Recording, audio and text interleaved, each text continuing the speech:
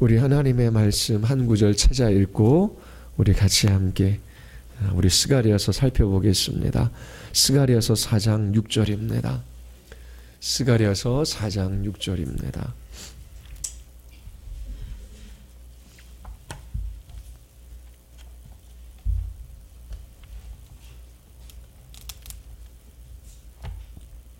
자, 우리 같이 함께 읽겠습니다.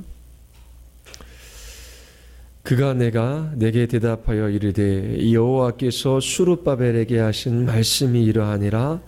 만군의 여호와께서 말씀하시되 이는 힘으로 되지 아니하며 능력으로 되지 아니하고 오직 나의 영으로 되니느니라. 아멘. 예. 우리 말씀 듣기 전에 우리 같이 한번 기도하시겠습니다. 하나님, 우리 안에 있는 죄로 말미암아 우리의 죄악된 본성으로 말미암아 하나님 우리는 날마다 좌절하며 하나님 날마다 눈물 흘리며 주님의 십자가 앞에 섭니다. 우리의 모든 죄악을 가려주시기 위하여 십자가에서 살을 찢으시고 피를 흘리신 그리스도의 은혜를 기억하게 하여 주시고 그리스도로 말미암아 오늘도 우리를 용납하셔서 주의 자녀 삼아주시고 거룩한 하나님의 백성으로 빚어가시는 주의 은혜로운 손길들을 저희들이 사모하게 하여 주시옵소서. 하나님 참으로 하나님의 구원의 그 놀라움을 저희들이 깊이 경험하며 깨달아 알아가기를 원하나이다. 하나님 오늘도 우리 가운데 역사하시는 삼위 하나님의 놀라운 구원의 역사들을 믿음의 눈으로 바라보게 하여 주시옵소서. 스가랴 선지자의 이 글을 통하여 오늘도 하나님께서 우리에게 말씀하여 주시기를 간절히 원하오며 예수 그리스도의 이름으로 기도드리옵나이다. 아멘.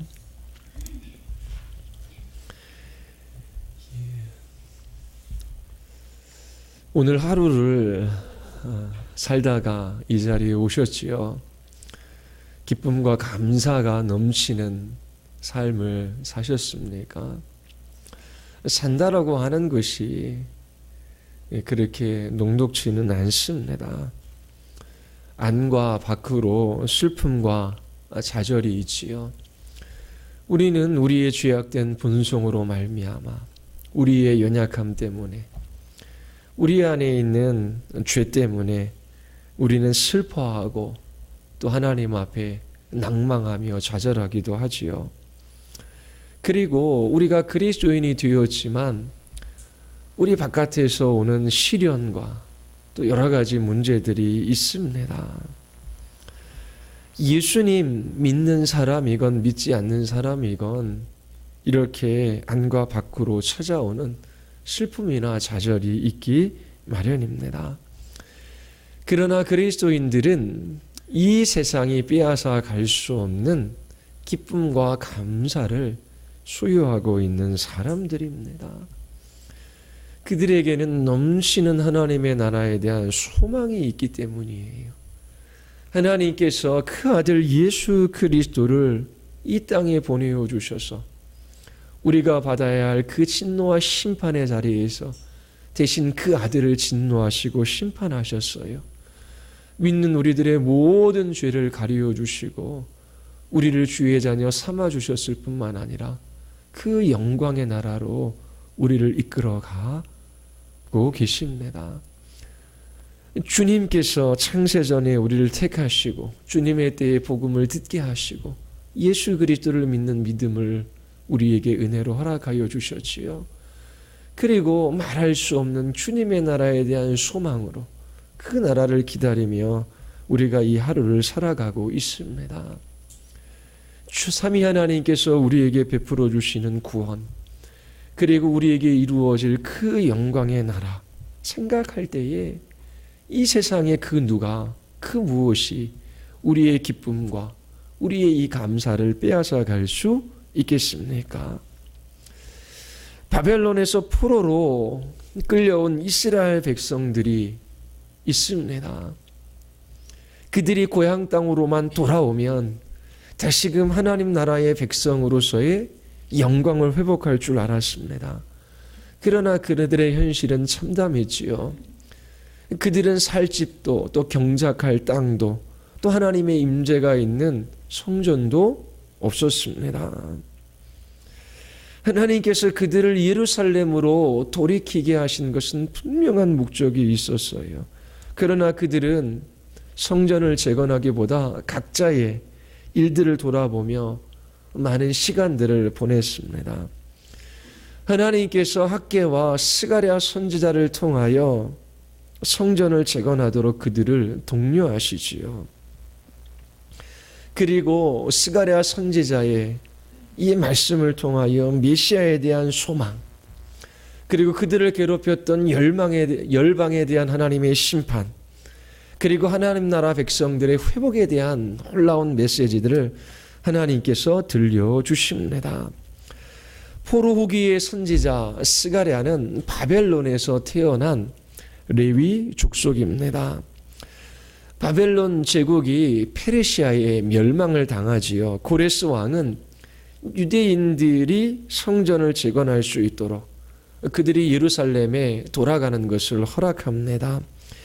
그때 스가랴, 학개 선지자, 그리고 총독 스룹바벨과 대제사장 여호수아, 그와 함께한 5만여 명의 유대인들이 예루살렘으로 귀환합니다.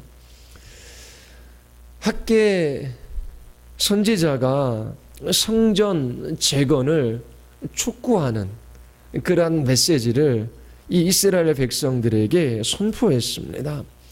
그리고 나서 성전 재건이 시작되었고 스가랴 선지자는 그 학개 선지자의 사역을 이어 이스라엘 백성들에게 하나님의 말씀을 선포했습니다.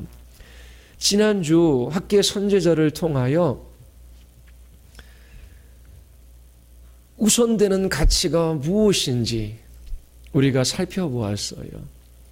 이스라엘 백성들이 예루살렘 땅으로 돌아와서 먼저 해야 될 것이 무엇인지, 부름받은 하나님의 백성으로 우리가 이 땅에서 가장 우선시해야 할 삶이 무엇인지를 여러분들에게 말씀을 드렸지요. 이스라엘 백성은 하나님의 임재가 있는 성전을 재건하는 것입니다. 신약 백성인 우리들은 그의 나라와 그의 의를 구하는 것이지요. 학개는 시작되지 않은 성전 건축을 독려하기 위하여 메시지를 선포합니다. 그리고 스가랴 선지자는 시작된 성전 공사를 마무리하는 것이 주의 백성에게 시사하는 바가 무엇인지를 그렇게 선포합니다. 학개나 스가랴 선지자는 성전 재건과 밀접히 관련된 그런 하나님의 말씀을 선포하고 있습니다. 스가랴 선지자는 소선지서 12권 중에 가장 이해하기 어려운 책으로 그렇게 이야기되어집니다. 선지서가 특별히 어려운데 성경 전체에서 가장 어려운 책이라고 말하기도 합니다. 왜냐하면 스가랴 선지자의 환상이 많이 나오기 때문이지요. 예언의 말씀, 하나님의 신탁의 말씀들이 주어집니다. 스가랴 선지자와 함께 요한계시록도 좀 이해하기가 어렵다라고 하는 말들을 많이 합니다.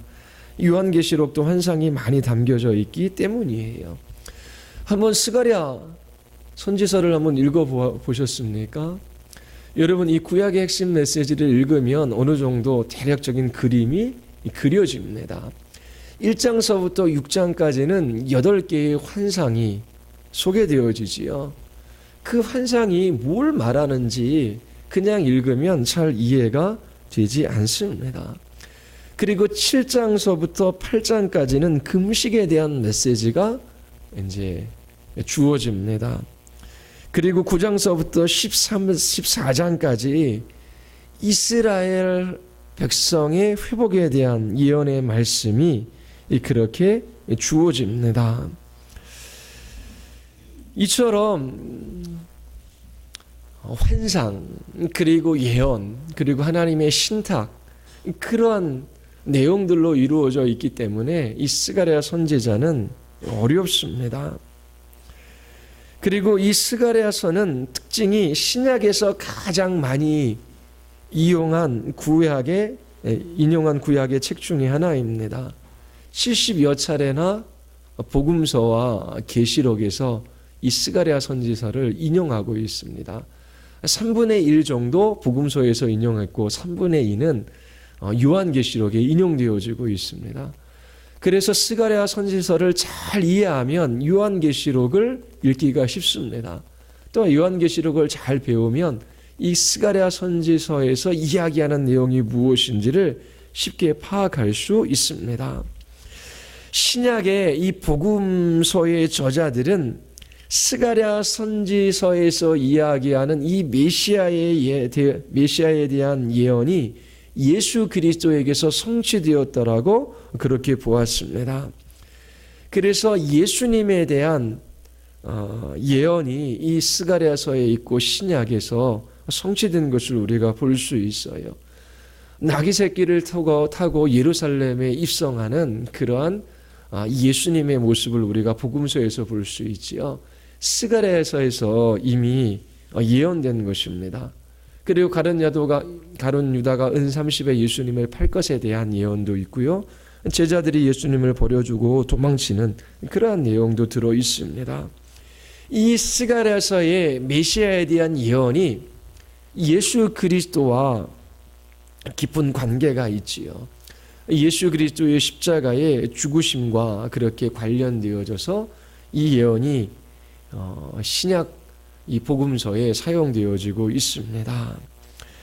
스가랴서의 내용을 구분하면 크게 세 개로 나눌 수 있어요.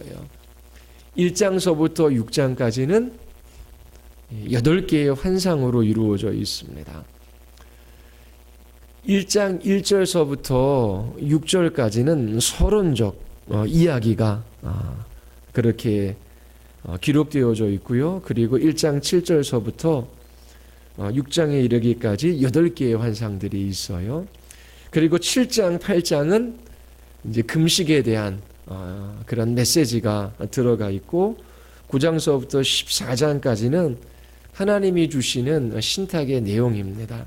특별히 이스라엘의 회복에 대한 예언, 이스라엘이 미래에 어떻게 회복될 것인지에 대해서 그렇게 소개하고 있습니다. 자, 그러면 전반부 우리 서론 1장 1절서부터 우리 6절 말씀 같이 한번 우리 읽어보겠습니다. 우리 제가 한 절 읽고 여러분들이 한 절 읽고 교독하겠습니다. 1장 1절서부터 6절까지입니다. 다리오 왕 제2년 8째 달에 여호와의 말씀이 이도의 손자 베레게의 아들 선지자 스가랴에게 임하니라. 이르시되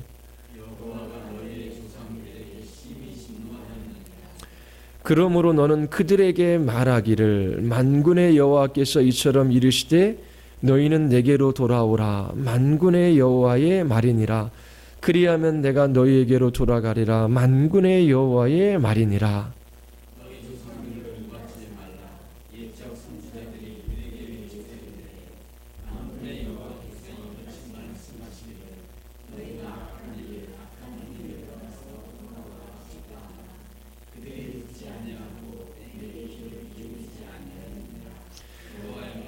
너희 조상들이 어디에 있느냐? 또 선지자들이 영원히 살겠느냐?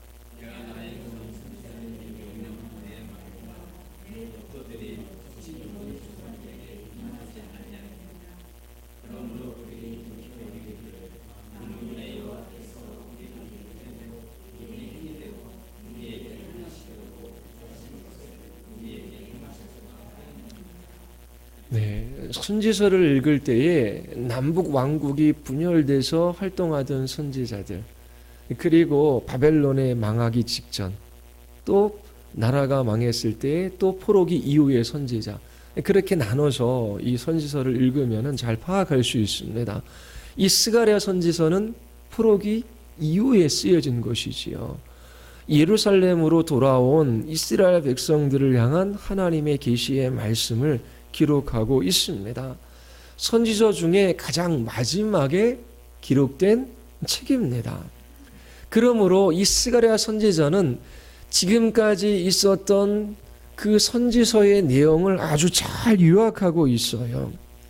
이제 성전을 건축하기 위하여 예루살렘으로 돌아온 이스라엘 백성들에게 스가랴 선지자를 통하여 하나님께서 말씀하시는데, 그 서론격으로 무엇을 말씀하시냐면, 너희 조상들을 한번 보아라.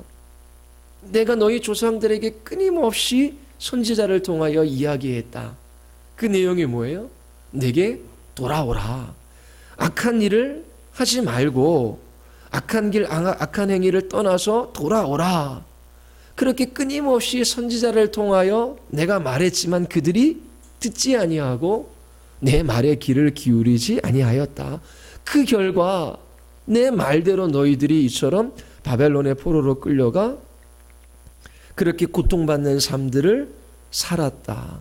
그것이 역사 가운데 나타나지 않았느냐.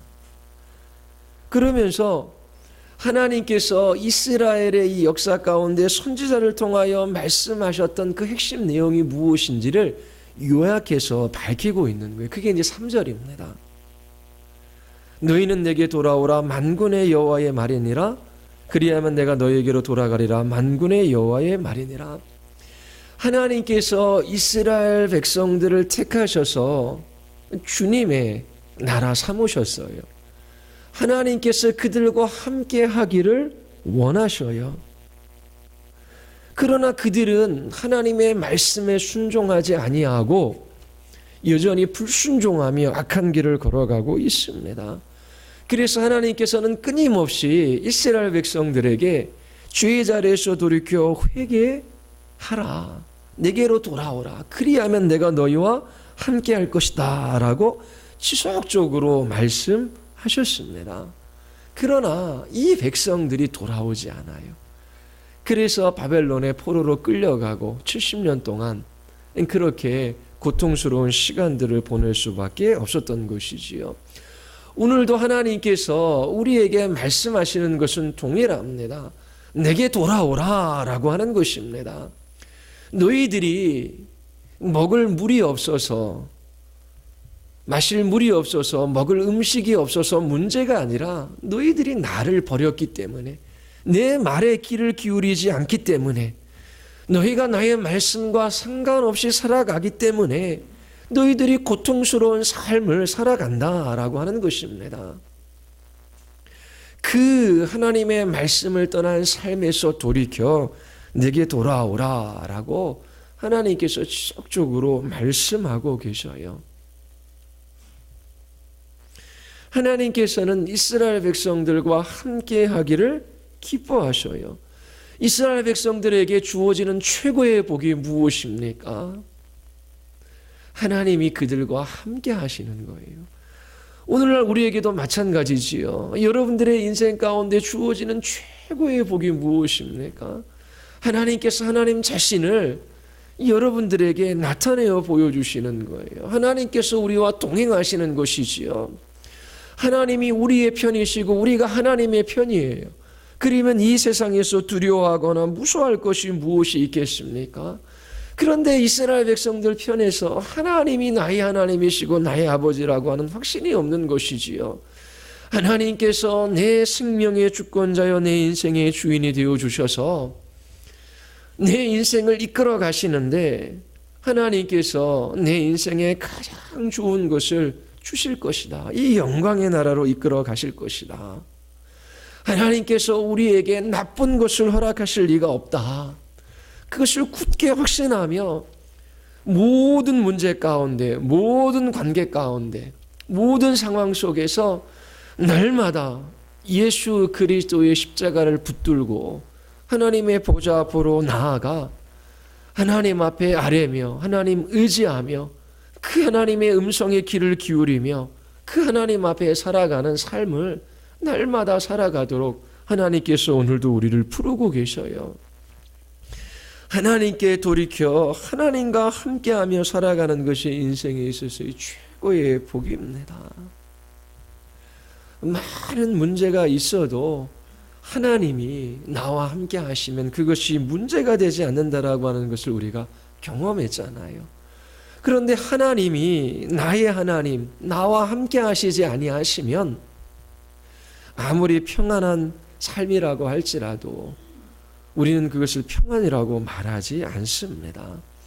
하나님과의 관계가 어긋나고 하나님께로부터 떠나가는 것이 인생들에게는 가장 큰 불행한 일이며, 우리가 하나님께로 돌이켜 주님과 함께 할 수 있다면 그것이 우리 인생의 가장 큰 복이 되는 것입니다. 하나님과 함께 하고 계십니까? 우리가 어떻게 하나님과 함께 할 수 있겠습니까? 우리는 죄인인데요. 우리가 하루를 더 산다라고 하는 것은 하나님 앞에 우리의 죄악을 더 쌓아가는 것밖에 없지 않습니까? 하나님 앞에 마땅히 해야 할 일들을 잘 하지 못하잖아요. 하나님의 자녀로서, 교회의 성도로서, 한 가정의 아비로서, 어미로서, 또 부모의 자녀로서, 또 이 세상에 보냄받은 자로서 우리가 그리스도인다운 삶을 언제쯤이면 잘 살 수 있을까요? 날마다 마땅히 하나님 앞에 살아가야 할 삶을 살아가지 못하는 것으로 우리 안에 슬픔이 있습니다. 우리 안에 좌절이 있어요. 그러나 그러한 슬픔과 좌절 속에서 여러분들이 어디로 가겠습니까? 돌이켜 하나님께로 나아가야지요. 예수 그리스도의 십자가 앞에 서야지요. 이러한 죄인들을 용납하시고 용서하시고 오늘도 받아주시는 하나님, 예수 그리스도의 십자가의 피로 정결하게 하여 주시고 그의 의의 옷을 입으셔서 오늘도 나를 자녀라 그렇게 부르시고 성도라 일컬으시는 그 하나님 앞에 날마다 돌이켜 나아가야 되지요. 그러면서 하나님 앞에 우리의 죄인된 것, 우리의 연약한 것, 우리의 무지한 것, 우리의 악한 것 다 고백하며 하나님이 내 인생의 주인이시며 하나님께서 나를 붙들어 주시고 하나님께서 이끌어가 주셔야 합니다. 하나님이 없으면 살아갈 수 없습니다. 하나님이 도와주시지 아니하시고 인도하시지 아니하시면 단 하루도 하나님 저는 살 수 없습니다. 그렇게 날마다 주께로 돌이켜 십자가를 붙들고 하나님의 보좌 앞에 나아가 주님의 도움을 구하며 주님의 말씀 앞에 순종하기로 결단하며 그렇게 하나님 앞에 살아가는 그 삶이 복된 삶입니다. 하나님께서 걸음걸음 하나님의 백성들을 인도해 주셔요. 하나님께서 스가랴 선지자를 통하여 그동안 이스라엘 백성들에게, 지금 예루살렘으로 돌아온 이스라엘 백성들의 그러한 선조들에게 하나님께서 끊임없이 말씀하셨던 그 내용을 반복적으로 말씀하고 계십니다. 하나님께서 이스라엘 백성들에게 돌아올 것을 요구하셔요. 하나님이 그들과 함께하기를 기뻐하셔요. 이것이 모든 선지서의 결론입니다. 이렇게 하나님께서 모든 선지서의 결론적 요약으로 스가랴 선지자를 통하여 말씀하신 다음에 8개의 환상을 그림처럼 스가랴 선지자 앞에 펼쳐서 보여주시죠. 첫 번째 환상이 1장 7절서부터 17절까지 나와 있습니다. 내 말을 탄 기수의 모습을 하나님께서 보여주셔요. 붉은 말을 탄 사람이 골짜기 속 화성나무의 나무 사이에 서 있습니다. 그리고 뒤에 붉은 말, 잦은 말, 백마가 서 있지요. 여기서 붉은 말을 탄 사람은 메시아적인 인물입니다. 그리고 뒤에 말 탄 자들은 하나님의 뜻을 수종드는 사람들이지요. 세상을 돌아보고 난 다음에 이제 하나님께 보고하고 있어요. 하나님 앞에 이렇게 어전회의가 열리는 그런 장면이 지금 그려지고 있습니다. 그리고 여호와의 천사가 하나님께 묻지요. 하나님 언제까지 예루살렘과 유다를 이렇게 힘들게 놔두시겠습니까? 근데 하나님께서 첫 번째 환상을 통해서 말씀하시는데 내가 이방 나라를 심판하시겠다라고 하는 것입니다. 그리고 하나님의 백성 이스라엘 백성을 회복시키겠다라고 하는 그런 메시지를 하나님께서 주십니다. 하나님이 세상 나라를 심판하시고 하나님의 백성을 회복시키겠다라고 하는 것이 이 8개의 환상들 속에서 반복되는 메시지 중에 하나입니다. 하나님께 보냄받은 말탄자를 통해서 하나님께서 그 일을 이루시는 것이지요. 그리고 두 번째 환상이 1장 18절서부터 21절까지에 보면은 4개의 뿔과 대장장이 4명에 대한 환상이 있어요. 4개의 뿔을 대장장이 4명이 그 뿔들을 떨어뜨립니다. 이것도 하나님이 이방 나라를 심판하시겠다라고 하는 첫 번째 환상과 연결되어져서 나오는 환상이에요. 뿔들은 유다 땅을 흩뜨렸습니다. 그리고 이 뿔들은 대장장이에 의해서 떨어지지요. 이 뿔들은 하나님의 백성들을 핍박했던 세상 열강을 가리킵니다. 하나님께서 이 뿔들을 심판하시겠다라고 하는 거예요. 다니엘서에 보면 바다에서 나온 4짐승의 이야기가 있습니다. 인자를 통해서 이 짐승의 나라를 멸하신다라고 하는 이야기와 같은 맥락이에요. 하나님께서 하나님의 백성들을 힘들게 했던, 하나님의 백성들을 핍박했던 이 세상 나라를 반드시 심판하겠다라고 하는 것이 첫 번째, 두 번째 환상의 내용입니다. 그리고 세 번째 환상이 나와요. 우리 2장에 한번 보십시오. 2장 1절서부터 5절까지 우리 제가 한 절 읽고 여러분들이 한 절 읽고 교독하겠습니다. 내가 또 눈을 들어 본즉 한 사람이 측량줄을 그의 손에 잡았기로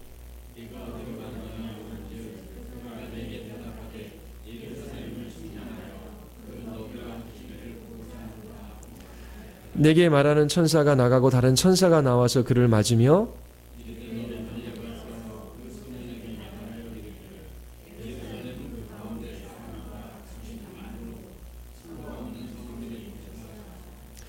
여호와의 말씀에 내가 불로 둘러싼 성곽이 되며 그 가운데서 영광이 되리라. 자, 우리 4절에 보면은 이제 예루살렘을 측량하는 그 다림줄을 내린 한 남자가 있어요. 그런데 예루살렘 성이 어떻습니까? 4절에 보면 사람과 각축이 많아서 성곽 없는 성읍이 될 것이래요. 예루살렘 성이 얼마나 클지에 관한 이런 환상이지요. 어느 정도 크냐면은 성곽이 없어요. 2장 5절에 보면 여호와의 말씀이 내가 불로 둘러싼 성곽이 되며, 그러니까 여호와의 불로 둘러싼 성곽, 그리고 그 예루살렘 성에 대한 환상이 있습니다. 이것은 앞으로 이루어질 새 예루살렘의 영광이 얼마나 위대한가를 이 스가랴 선지자를 통해서 하나님께서 보여주신 거예요. 이스라엘 백성들은 성전 그 지성소에 하나님의 임재가 있다라고 생각했지요. 그런데 이제 예루살렘 성 전체, 성곽 자체도 하나님의 불로 쌓여 있어요. 이 예루살렘 전체에 하나님의 영광스러운 임재가 임하지 않은 곳이 없다라고 하는 것이지요. 그래서 이 환상은 계시록 새 예루살렘 성에 대한 환상과 이제 연결되어집니다. 이 환상에 대한 이제 해석이 나오는데 그것이 2장 10절서부터 13절까지입니다. 우리 2장 10절서부터 13절까지 우리 같이 한번 읽어보겠습니다. 여호와의 말씀에 시온에 따라 노래하고 기뻐하라. 이는 내가 와서 내 가운데 머물 것임이라. 그날에 많은 나라가 여호와께 속하여 내 백성이 될 것이요 나는 내 가운데 머물리리라. 내가 만군의 여호와께서 나를 내게 보내신 줄을 알리라. 여호와께서 장차 유다를 거룩한 땅에서 자기의 소유를 삼으시고 다시 예루살렘을 택하시리니 모든 육체가 여호와 앞에서 잠잠할 것은 여호와께서 그의 거룩한 처소에서 일어나심이니라 하더라. 자, 11절 한번 보십시오. 그날에 많은 나라가 여호와께 속하여 내 백성이 될 것이요. 단지 이 유다 나라만 지칭하는 것이 아니에요. 예수님이 오시기 전 수천 년 전에 스가랴 선지자를 통하여 하나님께서 예언의 말씀을 하시는데 단지 이스라엘 백성뿐만 아니라 많은 나라에서 많은 사람들이 여호와께로 나와 여호와의 백성이 될 것이라고 그렇게 증언하고 있습니다. 이것은 세계 복음화를 나타내는 장면입니다. 새 예루살렘에 수많은 나라 열방들이 참여하게 될 것이라고 하는 것을 말씀하고 계셔요. 이처럼 하나님께서 이스라엘 백성들을 괴롭히던 열방, 세상 나라를 심판하실 것이라고 하는 환상이 첫 번째, 두 번째 나오고 세 번째는 하나님께서 예루살렘 성을 보여주시면서 이 성에 많은 나라, 많은 족속들이 그렇게 들어오게 될 것이다 라고 하는 그 환상을 지금 보여주고 계셔요. 그러면서 이제 중요한 네 번째 환상으로 넘어가는데, 네 번째 환상 3장 한번 보십시오. 3장 1절서부터 우리 4절까지 우리 같이 한번 읽겠습니다. 대제사장 여호수아는 천사 앞에 섰고 사탄은 그의 오른쪽에 서서 그를 대적하는 것을 여호와께서 내게 보이시리라. 여호와께서 사단에게 이르시되 사단아 여호와께서 너를 책망하노라. 예루살렘을 택한 여호와께서 너를 책망하노라. 이는 불에서 꺼낸 그슬린 나무가 아니냐 하실 때에 여호수아가 더러운 옷을 입고 천사 앞에 서 있는지라. 여호와께서 자기 앞에 선자들에게 명령하사 그 더러운 옷을 벗기라 하시고 또 여호수아에게 이르시되 내가 네 죄악을 제거하여 버렸으니 내게 아름다운 옷을 입히리라 하시기로 내가 말하되 정결한 관을 그의 머리에 씌우소서 하매 곧 정결한 관을 그 머리에 씌우며 옷을 입히고 여호와의 천사는 곁에 섰더라. 자, 네 번째 환상이지요. 자, 대제사장 여호수아가 여호와의 천사 앞에 서 있습니다. 대제사장은 누구입니까? 하나님의 백성을 대표하는 인물입니다. 이 대제사장을 통해 하나님의 백성을 대표하는 이 인물을 통하여 하나님의 백성들에게 어떠한 일들이 일어날지를 지금 환상 중 보여주고 있는 거예요. 사단이 지금 여호와께 이 제사장 여호와를 고소하고 있어요. 책망하고 있지요. 이 제사장 여호수아는 어떤 옷을 입고 있어요? 더러운 옷을 입고 있습니다. 사람들이 죄를 지었기 때문에 사탄에게 정죄를 받는 그 장면을 환상 중 지금 보여주고 있는 것입니다. 하나님 나라의 백성들이 사단에게 지금 기소를 당하고 있는 거예요. 그런데 어떻게 해요? 하나님께서 사단을 책망하시지요. 대제사장의 더러운 옷을 벗겨 버리십니다. 4절에 보면 여호와께서 말씀하시지요. 그 더러운 옷을 벗기라.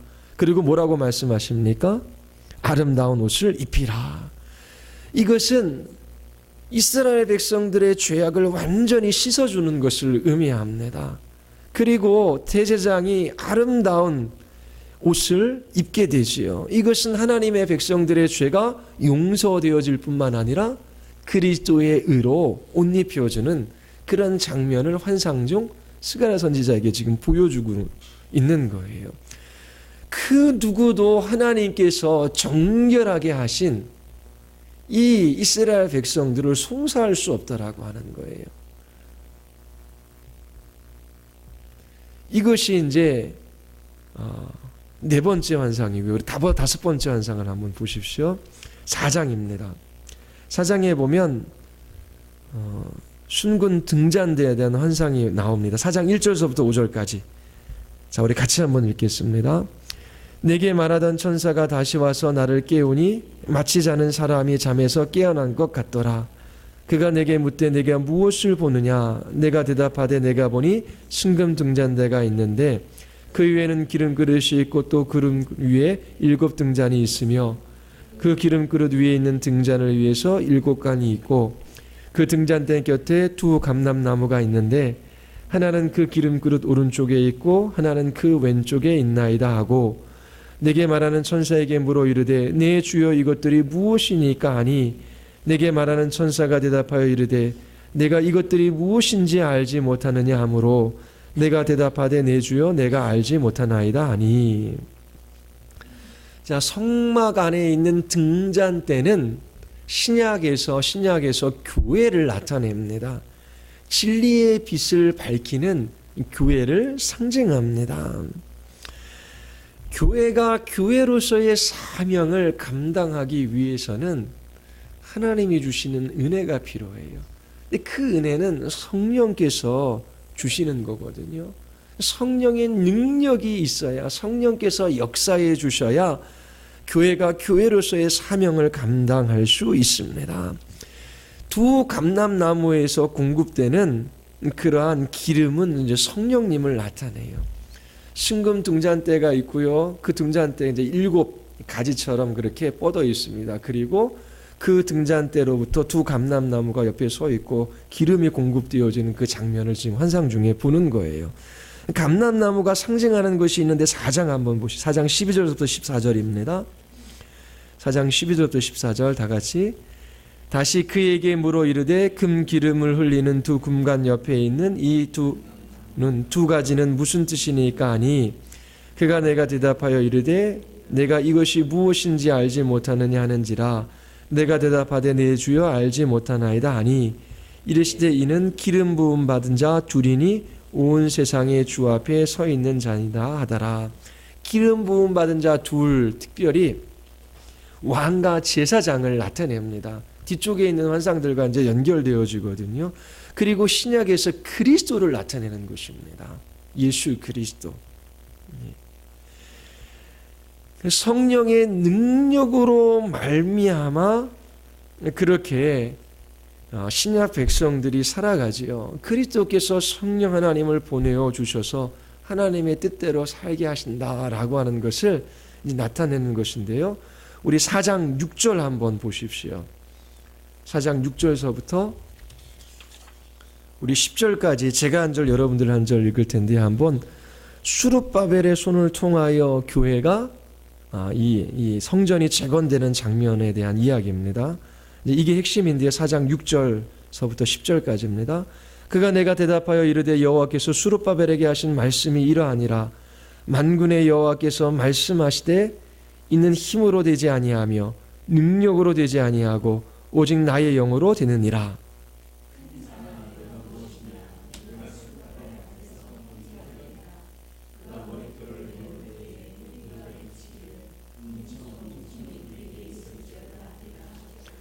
여호와의 말씀이 또 내게 임하여 이르시되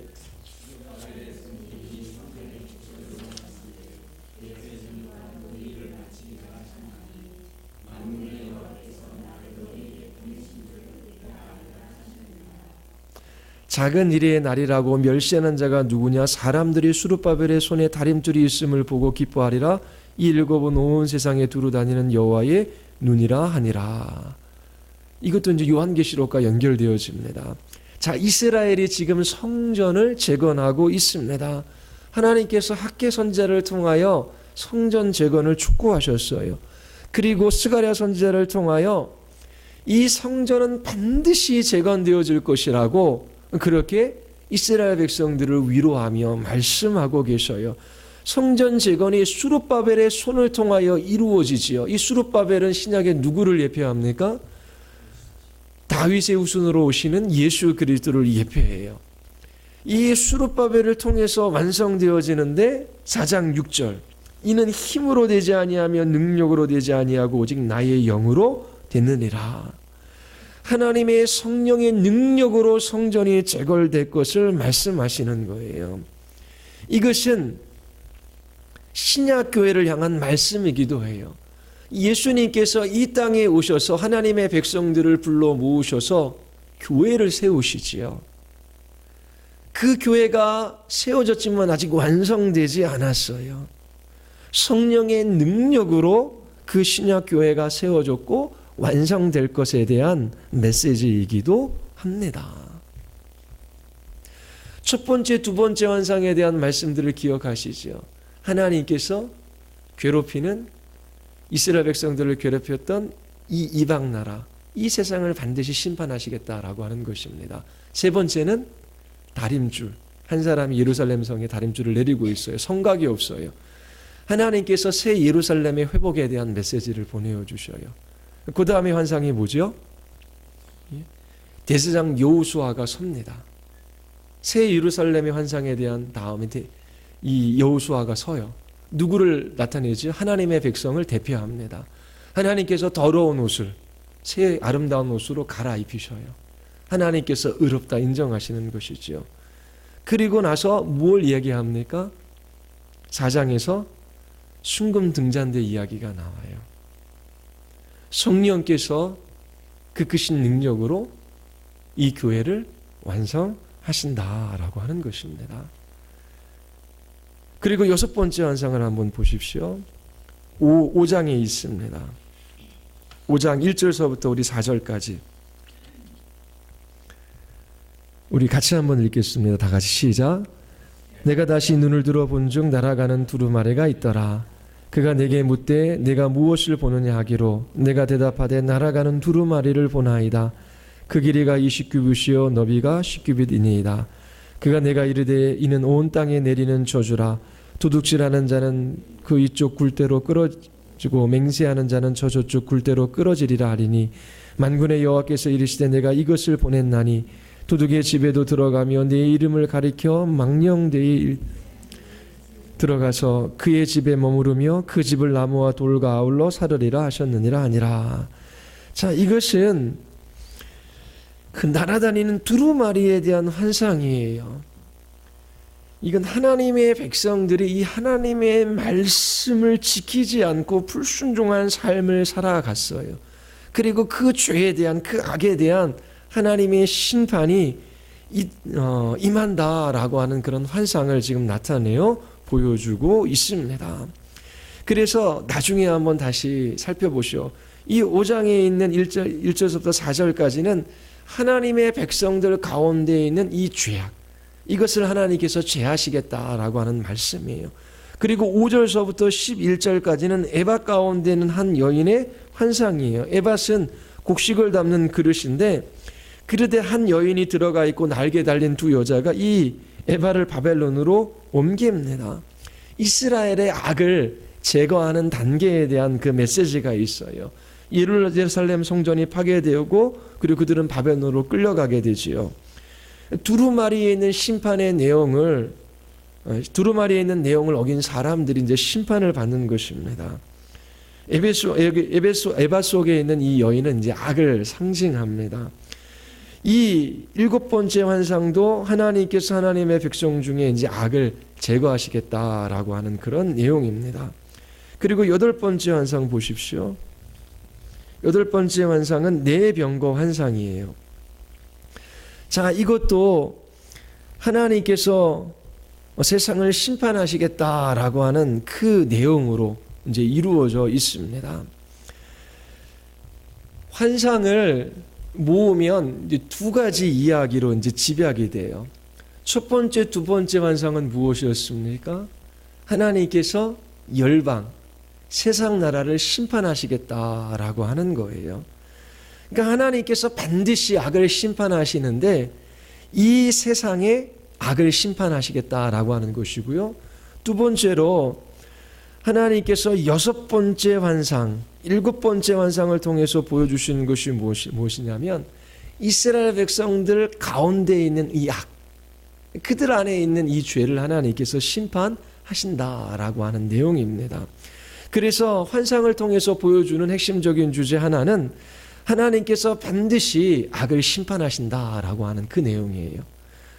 그리고 두 번째는 하나님께서 하나님의 백성들을 반드시 구원하신다라고 하는 것입니다.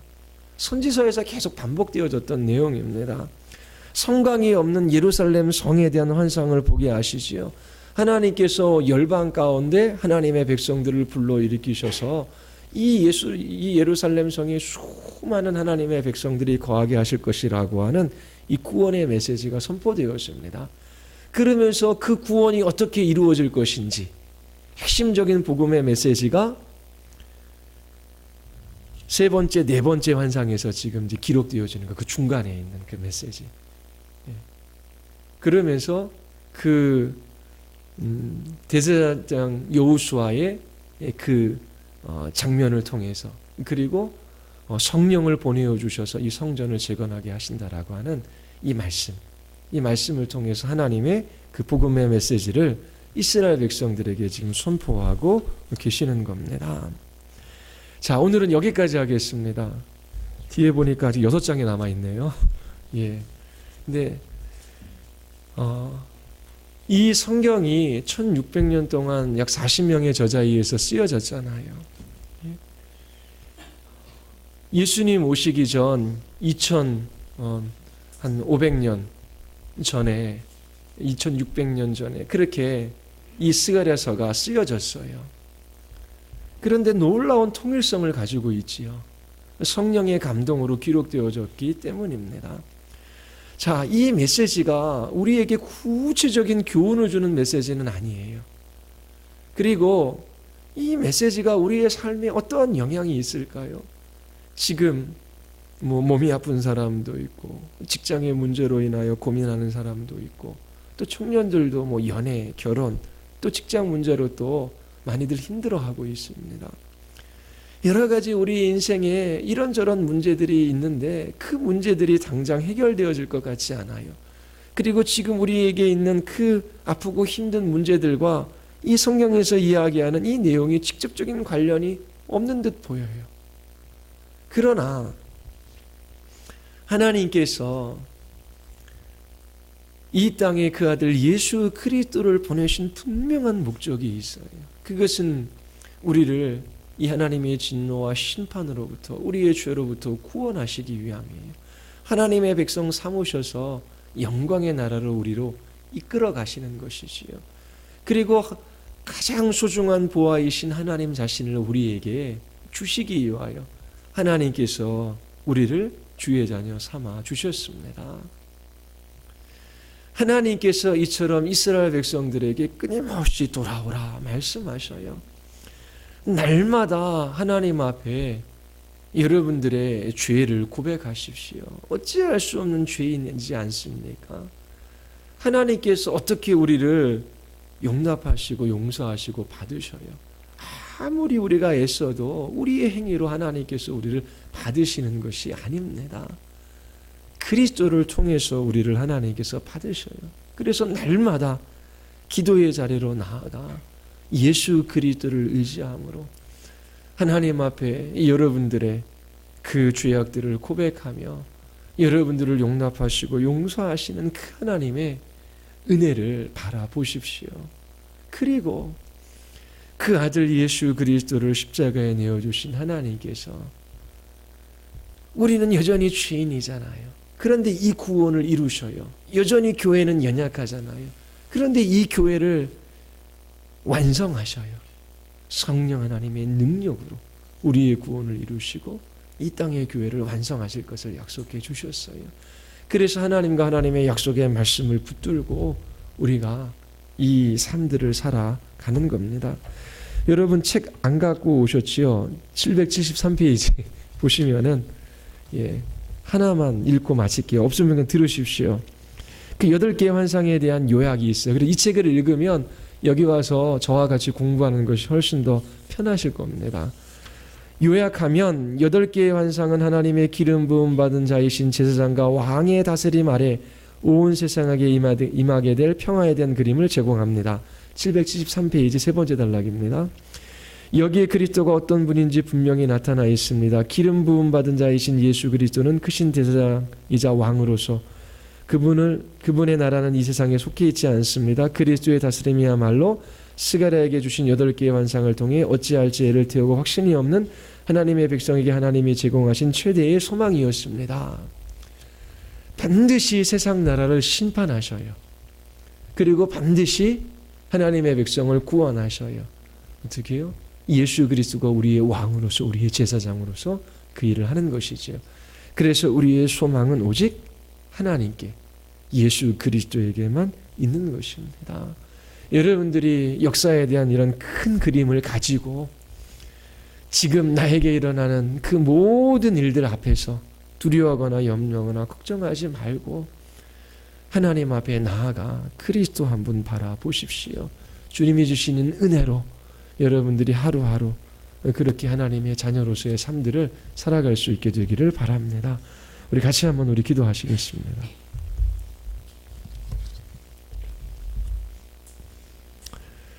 우리 같이 한번 우리 기도할 때에 하나님 예수 그리스도를 바라보고 그분을 향한 신앙을 고백하며 예수 그리스도를 예배하는 것이 무엇인지를 날마다 하나님 더 깊이 알아가게 하여 주시옵소서. 복음이 가져다주는 자유와 용기와 힘을 얻어 하나님 저희들이 순종하는 이 걸음걸음들 걸어가게 하여 주시옵소서. 성령 하나님께서 진리의 말씀으로 붙들어 주시고 이끌어가 주시기를 위하여 우리 같이 한번 우리 하나님 앞에 우리 기도하시겠습니다.